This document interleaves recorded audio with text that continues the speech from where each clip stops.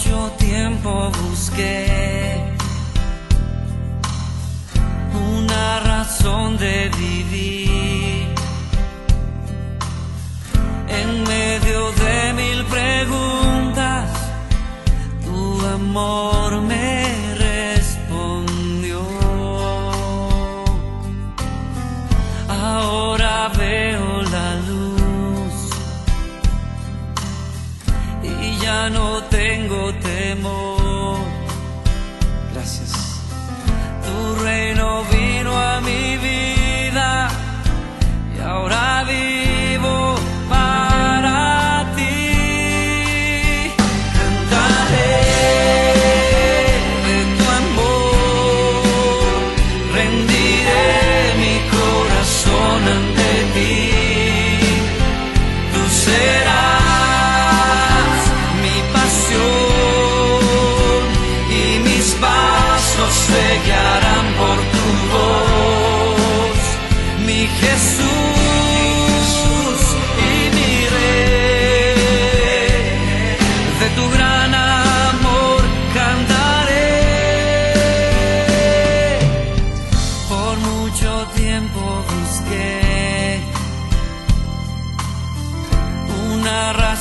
De vivir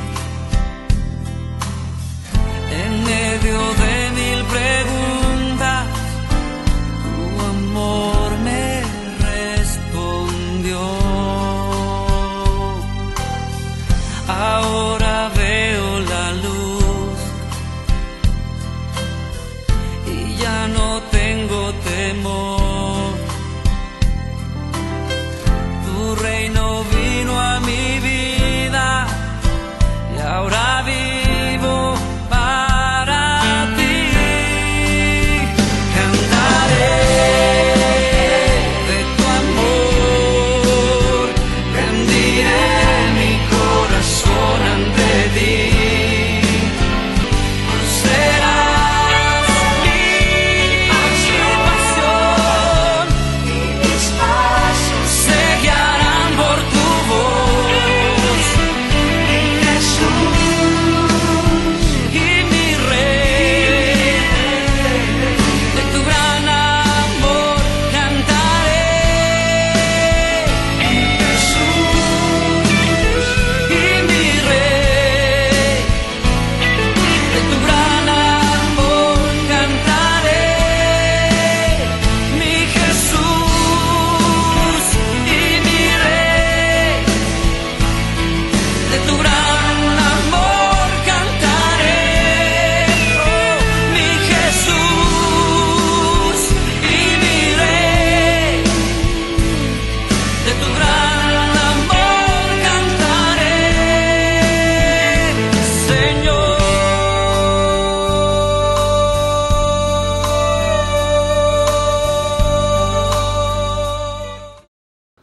Buenos días, hermanos, que el Señor les bendiga en este día domingo.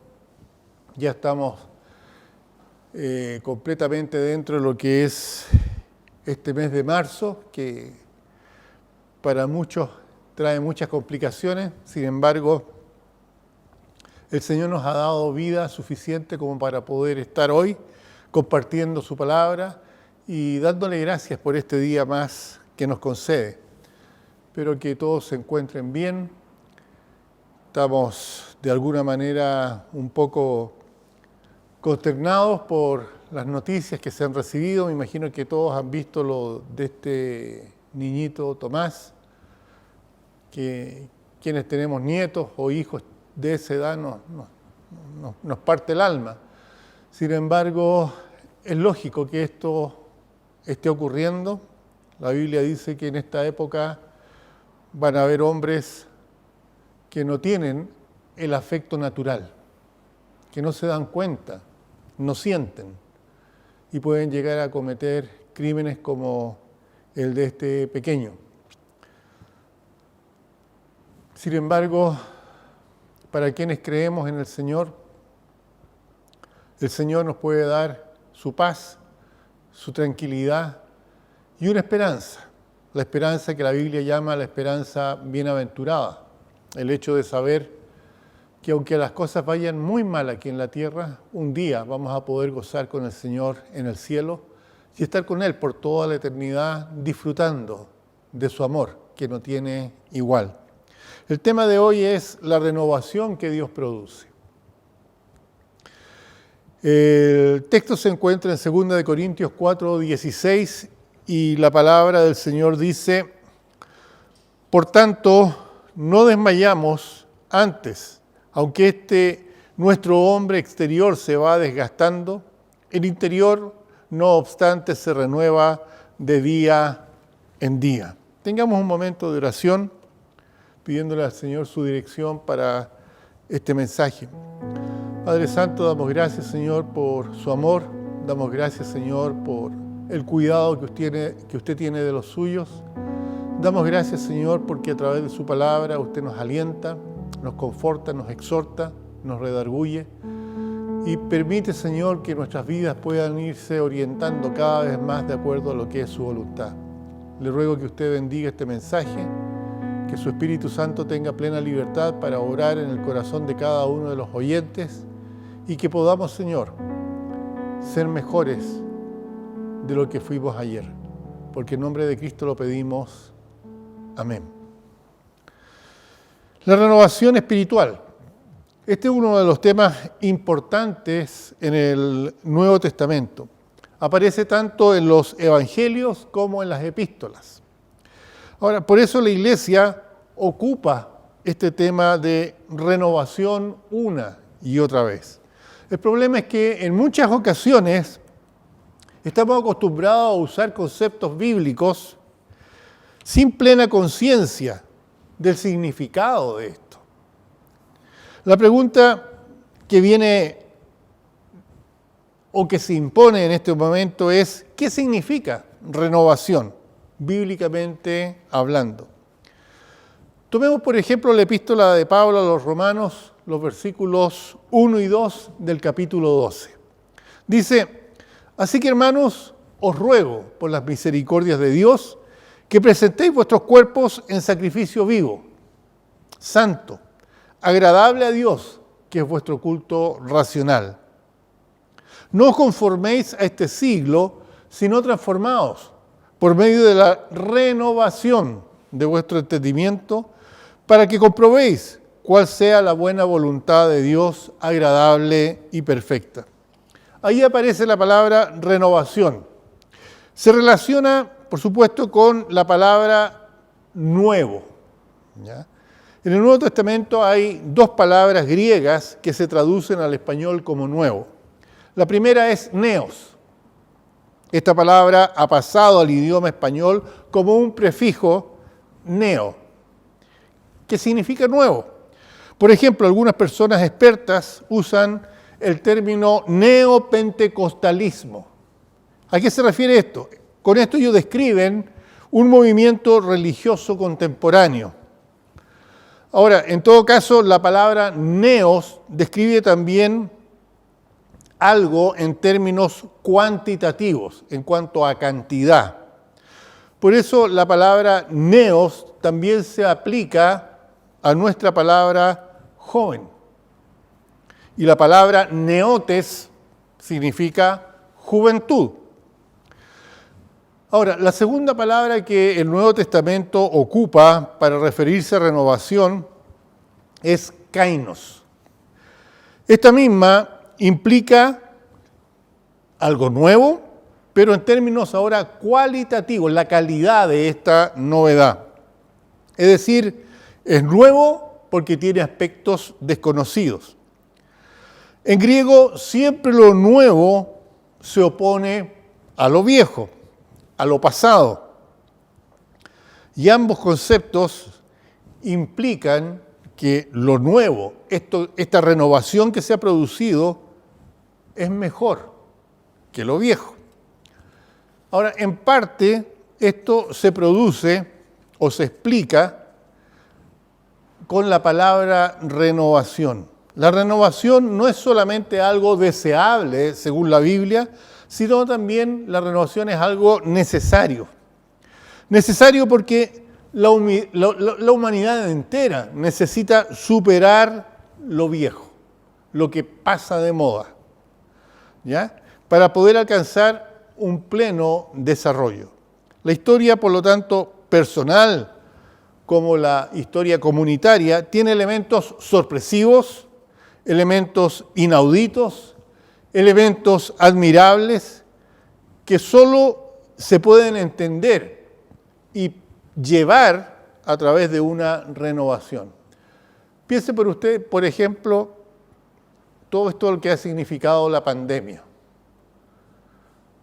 Ya no se puede seguir viviendo, dicen, como antes se vivía. Hay que tener un concepto distinto, ¿ya? Y en ese concepto está, por ejemplo, la precaución que se tiene que tener. Ahora estamos siendo vacunados. Sin embargo, a pesar de estar vacunados, se nos sigue insistiendo, usted no deje de cuidarse. Ese cuidado que ahora todos tenemos presente era algo que en el año, digamos, 2018 o 2017 no era una palabra que estuviera en boga. Sin embargo, hoy en día esa palabra del cuidado, del distanciamiento, de la precaución, son palabras que ya están totalmente en nuestro vocabulario. Ha habido una renovación en cuanto al modo de pensar. Este término de renovación es tan importante que en el Nuevo Testamento se ocupan dos verbos para hablar del concepto. Nuevamente, un concepto cuantitativo.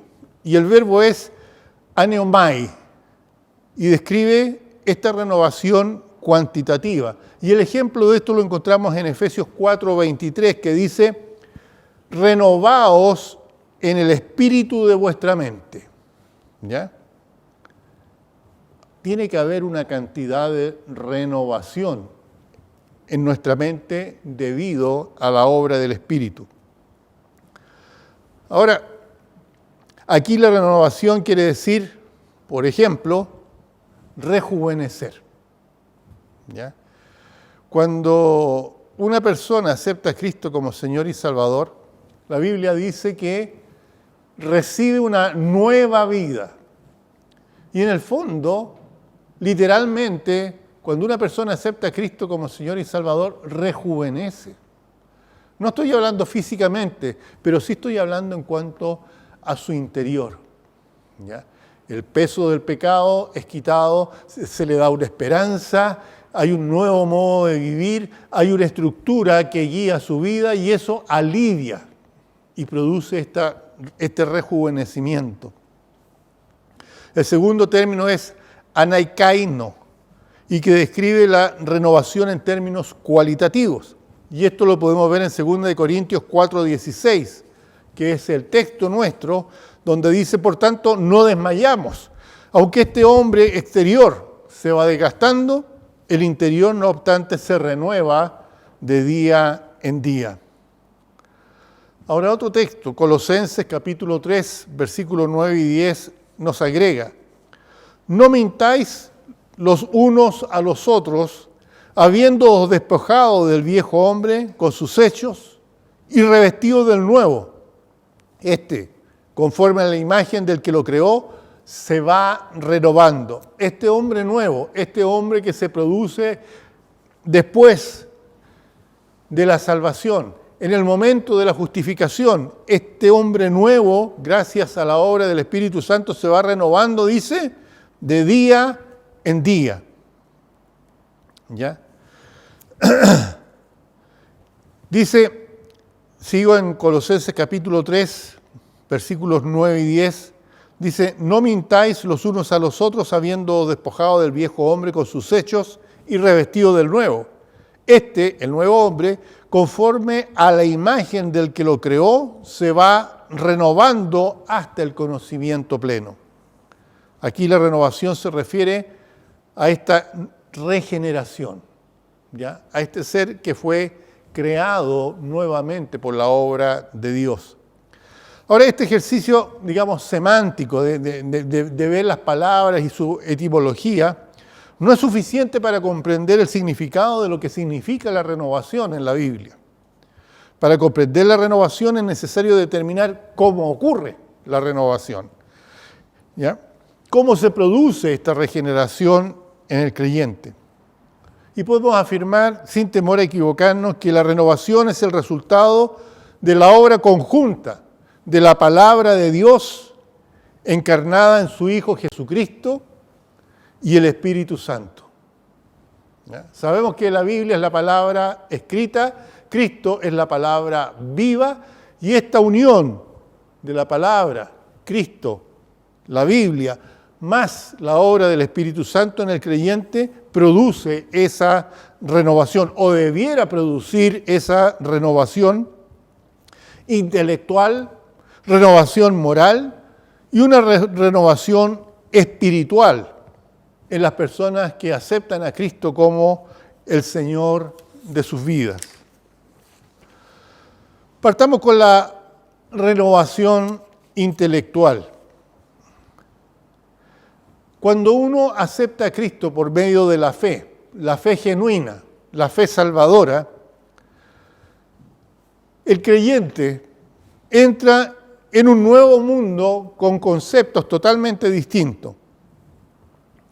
Un ejemplo, nosotros tenemos la tendencia a pensar ojo por ojo, diente por diente. Pero el Señor nos cambió ese concepto. ¿Ya?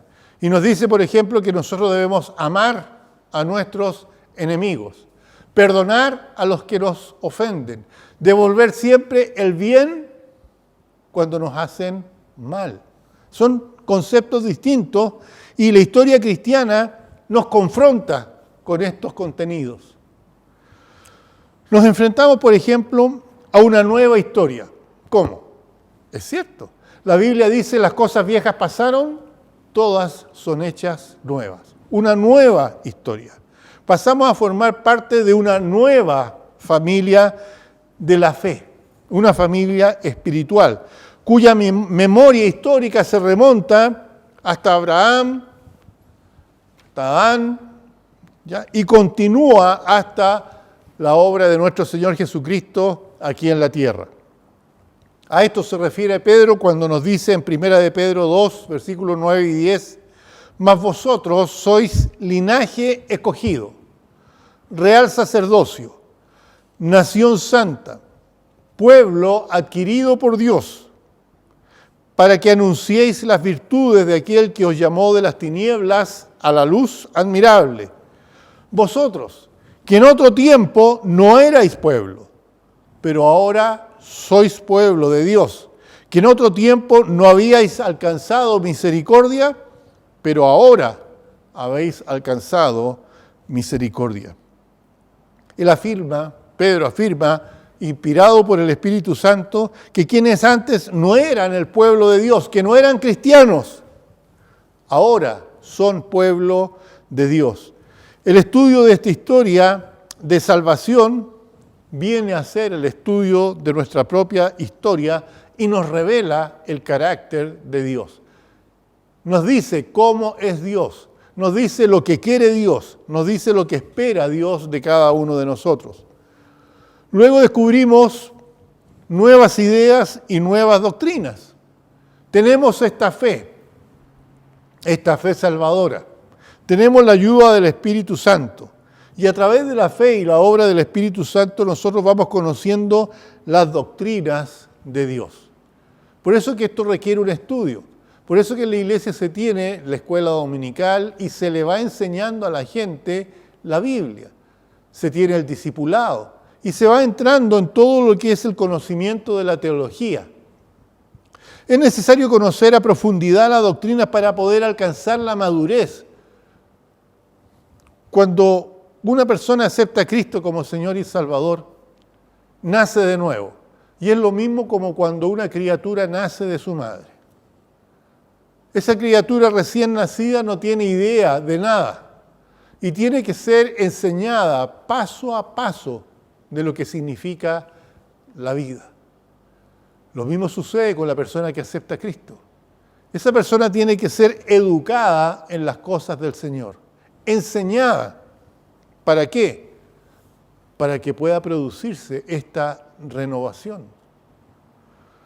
En el libro de Hebreos capítulo 5, versículo 11 al 14 dice: acerca de esto tenemos mucho que decir y difícil de explicar, por cuanto os habéis hecho tardos para oír. Es decir, no han querido entender, no han sido sometidos a la enseñanza, porque debiendo ser ya maestros, personas con conocimiento, después de tanto tiempo tenéis necesidad de que se os vuelva a enseñar cuáles son los primeros rudimentos de la palabra de Dios. Habéis llegado a ser tales que tenéis necesidad de leche y no de alimento sólido. Y explica esto: todo aquel que participa de leche es inexperto en la palabra de justicia, porque es niño, no es una persona madura.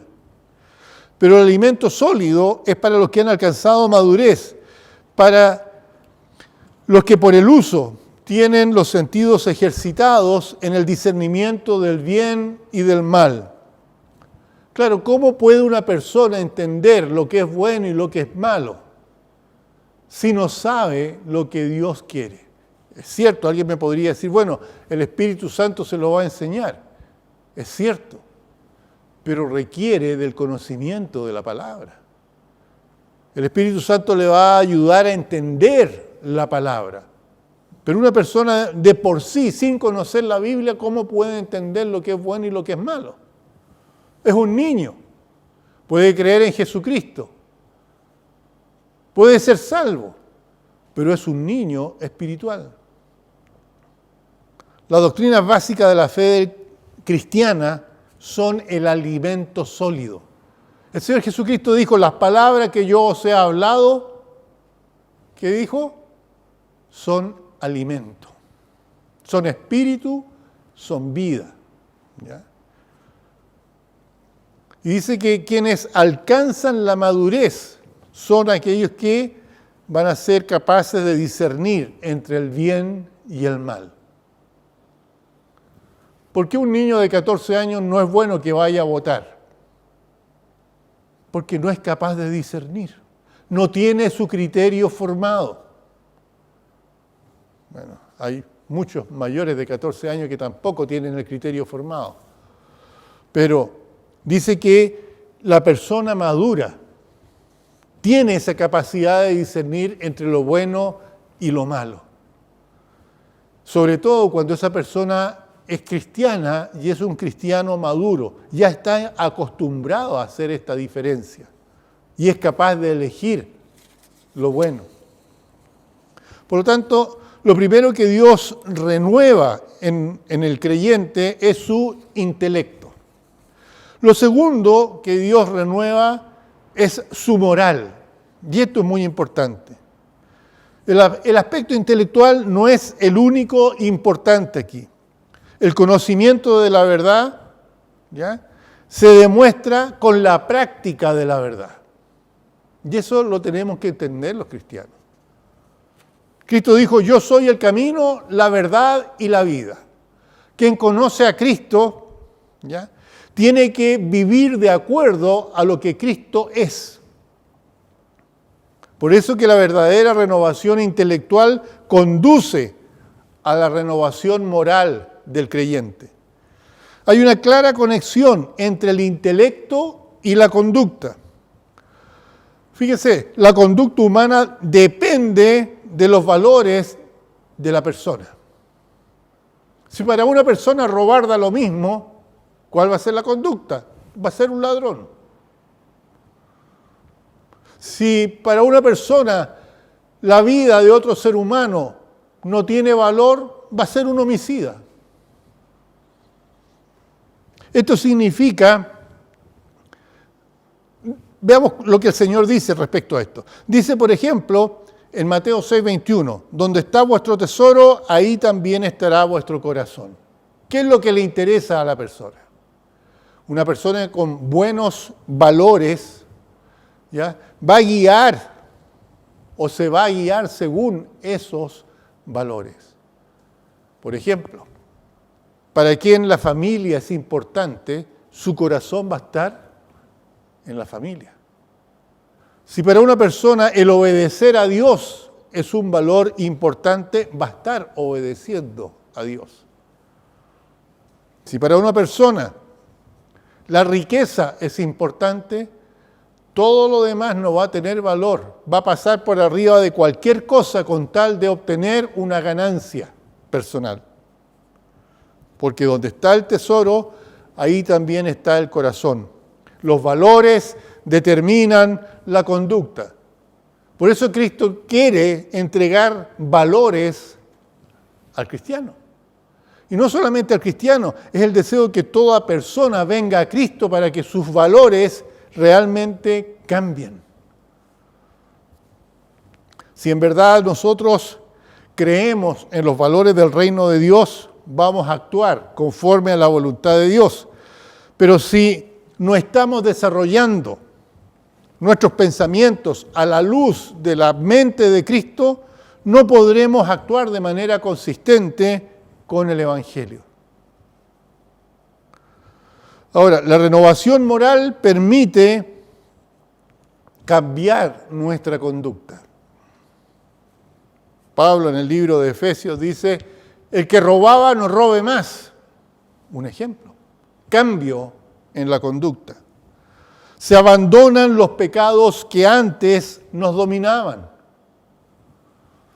También nos permite llegar a apreciarnos a nosotros mismos, viendo nuestros cuerpos como templos del Espíritu Santo, que es lo que son realmente. Viéndonos a nosotros mismos como hijos e hijas de Dios. Primera de Corintios 6:19 dice, ¿o ignoráis que vuestro cuerpo es templo del Espíritu Santo, el cual está en vosotros, el cual tenéis de Dios, y lo más importante, y que no sois vuestros? El momento en que nosotros aceptamos a Cristo como Señor y Salvador, le estamos entregando nuestro ser a Él. Él se transforma en el Señor de nuestra vida. Ya no somos de nosotros. Y eso lo tiene que entender el cristiano. De otra manera, ¿cómo va a vivir una vida renovada?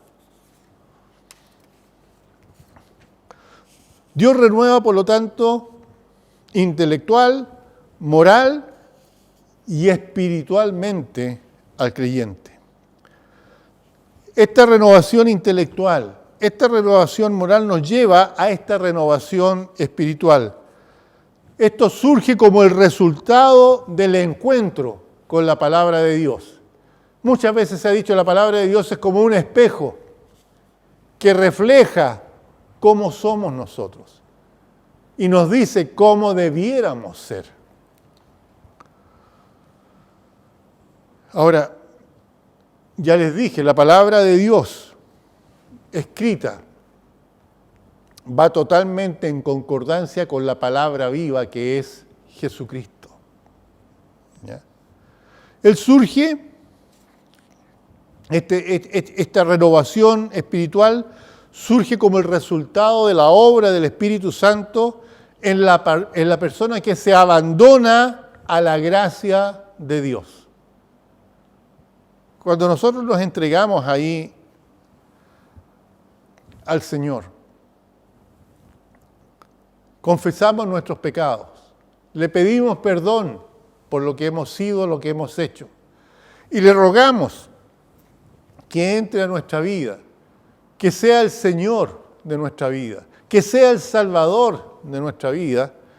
En ese momento el Espíritu Santo viene a morar en nosotros y se produce el milagro de la salvación.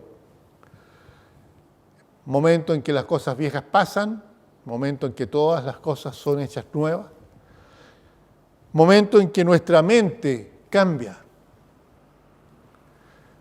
Y es en ese instante en que el Espíritu Santo comienza a trabajar en ti y en mí para producir en nosotros su fruto. Ese fruto es una vida espiritual abundante. La acción conjunta de la palabra y del Espíritu Santo es la que santifica al creyente. Y esto no ocurre inmediatamente, no ocurre en un día, no ocurre en un año. Por el contrario, es un proceso que dura toda la vida y la Biblia lo llama santificación. Nos lleva este proceso a crecer cada día en la gracia, en la sabiduría y en la práctica de esta fe salvadora. En este sentido, la renovación no ocurre solo una vez. La renovación es un proceso continuo que nos permite discernir estos aspectos sorpresivos, estos aspectos inauditos, estos aspectos admirables que trae la vida consigo.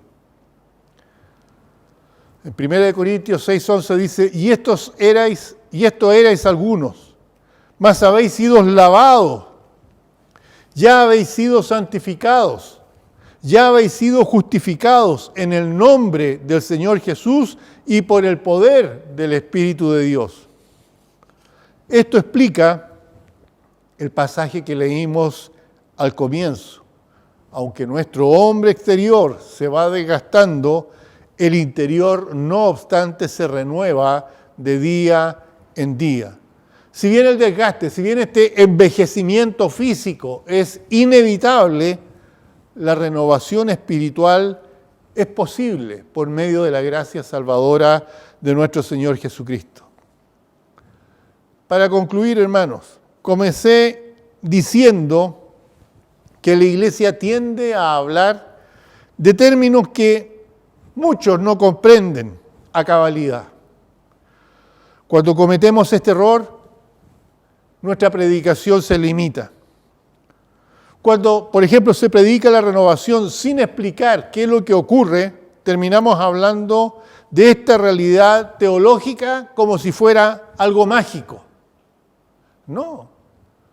Cuando Dios te dio a ti el libre albedrío, te dio la capacidad de decidir por Él o en contra de Él, también te dio la capacidad de poner en práctica lo que es su voluntad, de entender lo que Él quiere para ti.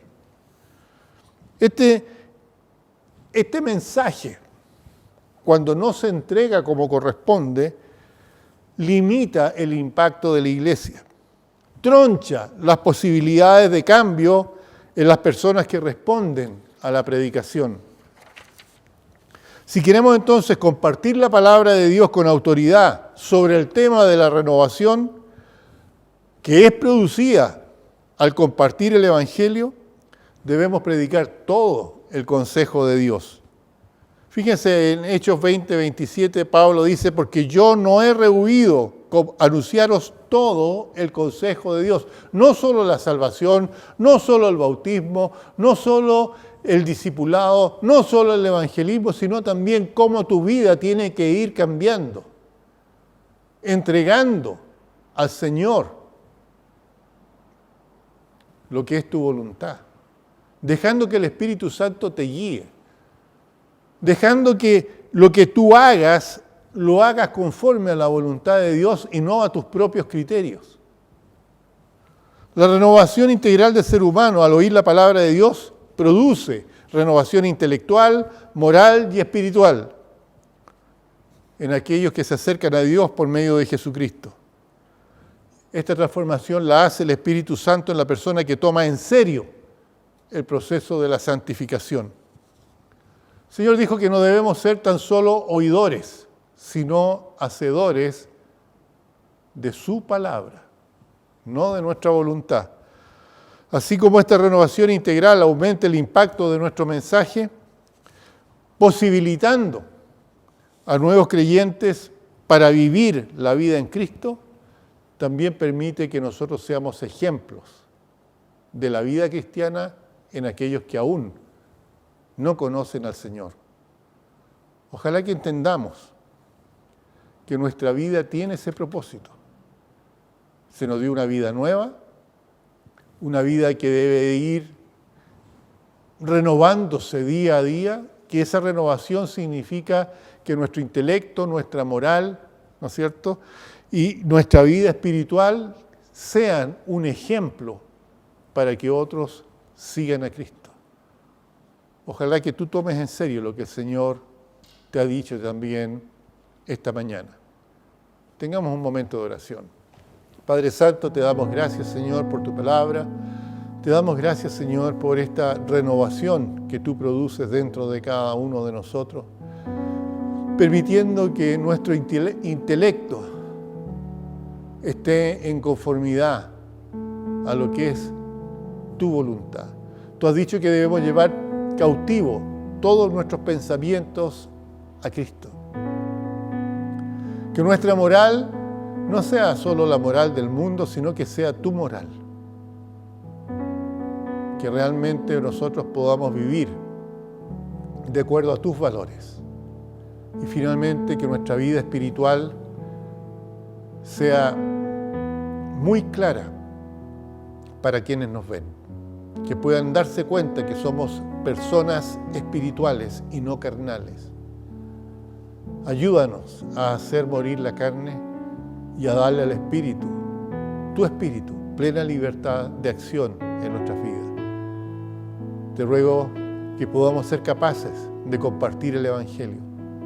Te ruego, Señor, que podamos ser capaces de decirle al mundo que Cristo salva, que Cristo los ama, que Cristo murió por ellos en la cruz del Calvario y que su salvación es real. Padre amado, que no nos conformemos a este mundo, sino todo lo contrario. Nos conformemos a tu imagen. Te pido, Señor, que si alguien que aún no ha tenido un encuentro personal con Cristo ha escuchado este mensaje, puede entender que Cristo le ofrece esa renovación, ese cambio, pasar de ser enemigo a ser amigo, pasar de ser desconocido a ser hijo de Dios, pasar de estar condenado y perdido a ser salvo y amado por Dios.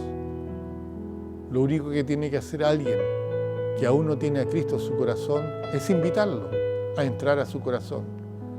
¿Cómo se hace? Reconociendo, en primer lugar, que se es pecador, pidiendo perdón a Cristo por esos pecados y aceptándolo como Señor y Salvador personal.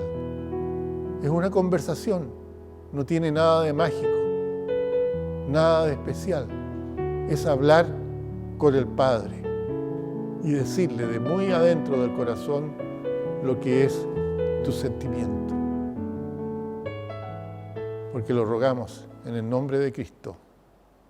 Amén. Que el Señor les bendiga.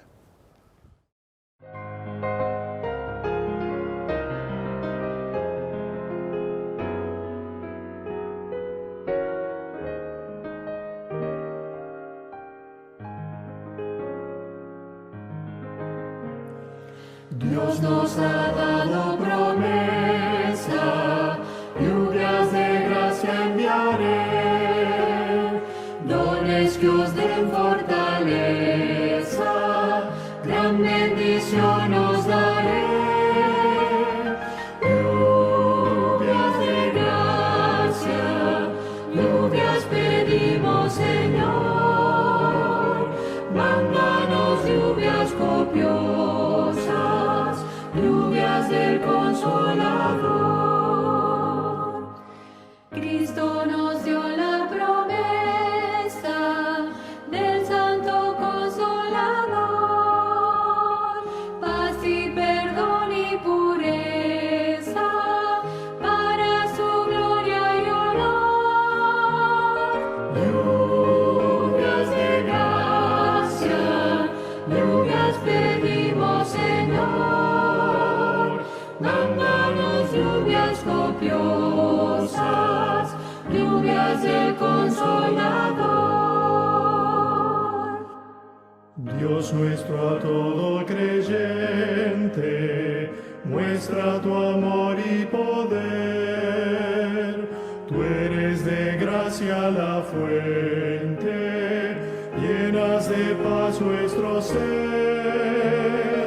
Lluvias de gracia, lluvias pedimos, Señor, mándanos lluvias copiosas, lluvias del Consolador. Obra en tus siervos piadosos, celo, virtud